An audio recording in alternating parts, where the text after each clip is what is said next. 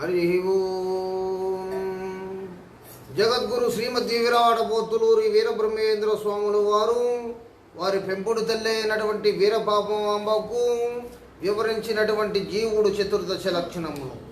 జీవుడు చతుర్దశ లక్షణములనగా పొడమిపై జన్మించినటువంటి సకల జీవరాశులకు కలవు. వీరపాపమాంబకు పిండోత్పత్తి క్రమమును వివరించిన స్వామివారు మాతృగర్భము నుండి బయటపడిన జీవుడు చతుర్దశ లక్షణములను ఈ విధంగా బోధించి ఉన్నారండి.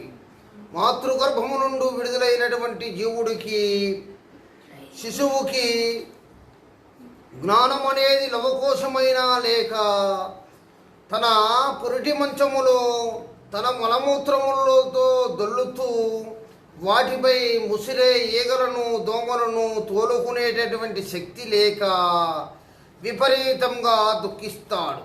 మాతృగర్భం నుండుండే దోషములన్నిటినీ దాటుకొని కీసరులు, పోరులు, సందులు తదితర ముట్టు రోగములను అనుభవిస్తూ వాటి నివారణ నిమిత్తం తల్లిదండ్రులు ఇచ్చేటువంటి ఔషధాలను మింగలేక కక్కలేక అమితంగా దుఃఖిస్తాడు జీవుడు. ప్రతి నెలలోనూ బాధారిష్టము చేత బాధపడుతూ అనేక గ్రహబాధలను అనుభవిస్తూ ఎట్టికేలకు భగవంతుని దయ వలన 4-5 సంవత్సరములు గడుపుతారు. అనంతరం 5వ సంవత్సరములో అక్షరాభ్యాసం చేయబడి ఉపాధ్యాయులు చెప్పినటువంటి చదువులు అబ్బక చదవలేక దెబ్బలు తింటూ బాధపడుతూ ఉంటాడు. ఈ విధంగా 18 సంవత్సరములు గడవగానే తల్లిదండ్రులు ఒక కన్యను చూసి వివాహం చేస్తారు. అప్పుడు యవ్వన మదంతో యుక్తాయుక్త విచక్షణ మరిచి సమయ సందర్భమును పాటించకుండా తన భార్యందు పగరని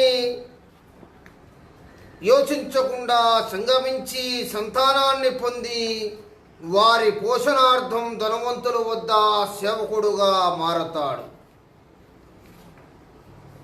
అలా సేవలు చేసి సంపాదించిన ధనంతో పిల్లలను పెంచి పెద్ద చేసి వారికి పెళ్ళిళ్ళు, పేరంటాళ్ళు తదితర శుభకార్యములు చేసి తన కుటుంబ సంరక్షణకు తన సంపాదనే కారణమన్నటువంటి భావంతో గర్వంతో బలహీనులను అమాయకులను బాధించి మరింత ధనాన్ని సంపాదించి సంపాదనే ముఖ్యమన్న భావంతో జీవిస్తూ కాలాన్ని గడుపుతూ కలనైనా పరమాత్ముని తలచనే తలచడట. ఇక జీవుడి చివరి దశలో వృద్ధాప్యము వచ్చి ఆ పిశాచి చేత చిక్కి కళ్ళు, కాళ్ళు, చేతులు తదితర అవయములు పనిచేయని దుస్థితిలో ముందుగా తన భార్యను పిలిచి మంచములో నుంచి పైకి లేపమని అర్థిస్తాడట. అప్పటి వరకు అతని సంపాదనకు పట్టం కట్టినటువంటి అతడి భార్య అతనిని ఏమాత్రం కనికరించక పోదు సరికదా సహాయపడకపోగా చీదరించుకుంటుందట. అంతలో కొడుకులు, కోడళ్ళు, కూతురుళ్ళు, అల్లుళ్ళు, మనమళ్ళు, మనమరాళ్ళు వచ్చి ఆ దుస్థితిని చూసి అనేక ఆంక్షలు విధించి ముక్కు మూసుకొని మూలను పడుండు అని గర్దిస్తారట. అప్పుడు ఆ జీవుడు అయ్యో నేను నావారు అనుకుని వీళ్ళందరినీ అనేక విధములుగా సంరక్షించి పెంచి పెద్ద చేసి ఇంత వారిని చేశాను, పెళ్ళిళ్ళు చేశాను, పేరంటాళ్ళు చేశాను, ఇల్లు వాకిళ్ళు సిరి సంపదలు కలగజేశాను, సంపాదించి ఇచ్చాను, అమాయకుల నోళ్ళు కొట్టి అర్జించినదంతా వీళ్ళకి కట్టబెట్టాను, ఇన్ని విధాలుగా వీళ్ళని నేను వృద్ధి చేశాను. కానీ నా సొమ్ము తిని నా పంచాన బతికిన వీళ్ళు ఇవాళ నన్ను చీదరించి చిత్కరించుకుంటున్నారు. నాకు ఆసరా ఇవ్వడానికి ఇంత గెంజిపోయటానికి చీదరించుకుంటున్నారు. నేను చేసిన ఉపకారానికి నా భార్యా బిడ్డలు నాకు చేస్తున్నటువంటి ప్రత్యేక ఉపకారం ఇదేనా అని అయ్యో తెలిసి తెలిసి దుస్థితిని కొని తెచ్చుకున్నానే ఒక్కసారైనా ఒక్క క్షణమైనా భగవంతుని తలుచుకోకుండా వ్యర్థ జీవితాన్ని గడిపి ఈ హీన స్థితిని కోరి తెచ్చుకున్నానే, ఈ స్థితిలో నాకు సుఖమిచ్చి రక్షించేవారు ఎవరైనా ఉన్నారా అని వాపోతూ విచారిస్తూ ఉంటారట జీవుడు. అలా పుట్టిన మొదలు గిట్టెంత వరకు తుది వరకు జీవుడు ప్రతి దశలోనూ శరీరముపై గల వ్యామోహంతో దుఃఖాన్ని కోరి తెచ్చుకుని అంత్యదశలో ఉండగా రావలసిన సమయానికి వస్తారంట ముఖ్య అతిథులు.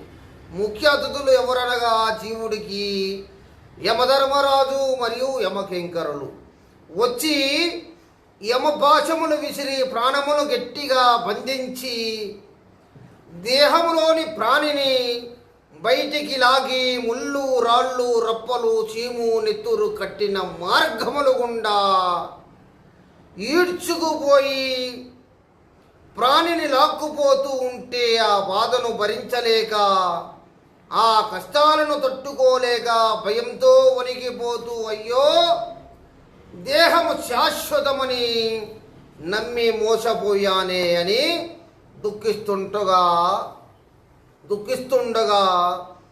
యమభటుడు ఆ జీవుడు నరకానికి ఈడ్చుకొని పోయి యమునిచే ఆజ్ఞను పొంది ఆ జీవుడిని మరిన్ని బాధలకు అలవాలమైనటువంటి నరకమునందు పడవేసి దెబ్బ మీద దెబ్బ అలివి కానంతటి దెబ్బను అనుభవిస్తూ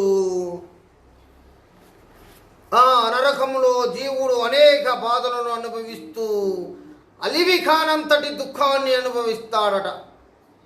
ఈ విధంగా కర్మబంధాన్ని వదలలేని జీవుడు అలాగే మరలా పుట్టి గిట్టి ప్రతి జన్మమునందు బాల్యము, కౌమార దశ, యవ్వన దశ, వృద్ధాప్యమనే 4 దశలను, చతుర్దశ లక్షణములను అనుభవిస్తూ దుఃఖిస్తూ ఉంటారని జగద్గురు శ్రీమద్విరాట్ పోతులూరి వీరబ్రహ్మేంద్ర స్వాముల వారు ఈ విధంగా జీవుడు చతుర్దశ లక్షణములను వారి పెంపుడు తల్లి అయినటువంటి వీరపాపమాంబ గారికి బోధించి ఉన్నారు. అమ్మా విన్నావు కదా, ప్రాపంచిక భౌతికమైన దేహమైనటువంటి ఆశ చేత, దేహము పైన ఆశ చేత జీవుడు ఎన్ని బాధలు అనుభవిస్తూ దుఃఖిస్తూ ఎన్ని జన్మలెత్తుతున్నాడో అర్థమైంది కదా.